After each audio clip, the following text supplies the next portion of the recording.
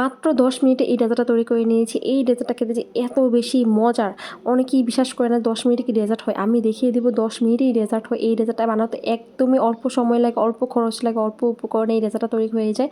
তো চলুন রেসিপিটা শেয়ার করে দিচ্ছি। প্রথমে এখানে আমি দুধ নিয়েছি হাফ কেজি। আমি দুধটা কিন্তু আগে থেকে জাল করে রেখেছিলাম। তো সেই জন্য আমি এখানে জাস্ট একটা বলক উঠলে এখানে আমি কাস্টার্ড পাউডার দিয়ে দিব। বলকটা উঠে গিয়েছে। এখন একটা বাটিতে আমি কাস্টার্ড পাউডার নিয়েছি, প্রায় 3 চা চামচের মতো হবে। এইটা যেকোনো মুদি দোকানে পেয়ে যাবেন। অনেকে আবার মানে আমাকে কমেন্ট করবেন যে আপু এটা কোথা থেকে পাবো, তাই আমি বলে দিয়েছি। যেকোনো একটা মুদি দোকানে গেলে আপনি যদি বলেন কাস্টার্ড পাউডার নেবেন তাহলে কিন্তু পেয়ে যাবেন।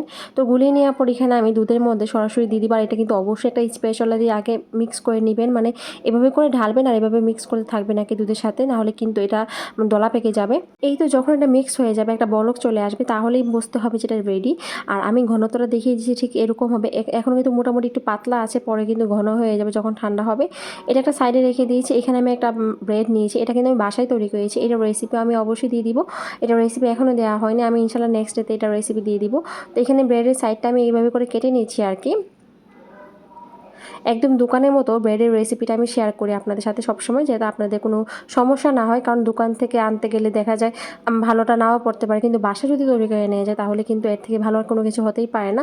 যাই হোক, এখানে কিন্তু আমি একটু কেটে নিয়েছি যতটুকু লাগবে বোলের জন্য। আমি যেই বাটিতে সেট করছি সেই বাটি অনুযায়ী আমি কেটে নিয়েছি আর কি ব্রেডটা। এখানে আমি প্রায় 2টা লেয়ার দিব, সেই জন্য আমি প্রথম লেয়ারে কিন্তু অলরেডি আমি কাঁচাটা দিয়ে দিয়েছি, দুধের যে মিক্সচারের কাঁচাটা তৈরি করে রেখেছিলাম।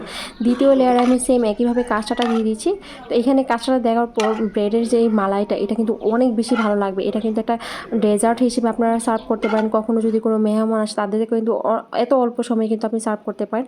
তো যাই হোক, এখানে কিন্তু উপরে দিয়ে দিয়েছি। এখন আমি কিছু বাদাম কুচি করে নিয়েছি। এখানে আমি পেস্তা থেকে বাদাম নিয়েছি, আর নিয়েছি এখানে আমি কাঠবাদাম কুচি করে নিয়েছি আর কি। দুইটাই আমি নিয়েছি, চাইলে আপনারা যে কোনো বাদাম ইউজ করতে পারেন। বাদামটা দিলে ডেজার্টের উপর সবসময় দেখবেন দেখতে খুব সুন্দর লাগে, আর খেতেও কিন্তু ভালো লাগে, তাই আমি অবশ্যই বাদামটা দেওয়ার চেষ্টা করি। তো এখানে কিন্তু আমি কাস্টার্ডের লেয়ারের উপরে আমি বাদামগুলো দিয়ে দিচ্ছি ডিজাইন করে সাজিয়ে। এটা যখন আপনি ঠান্ডা করে খাবেন না, আপনার কলিজা ঠান্ডা হয়ে যাবে, কারণ এত বেশি মজার, মুখে দেওয়া মাত্রই মিলিয়ে যায়।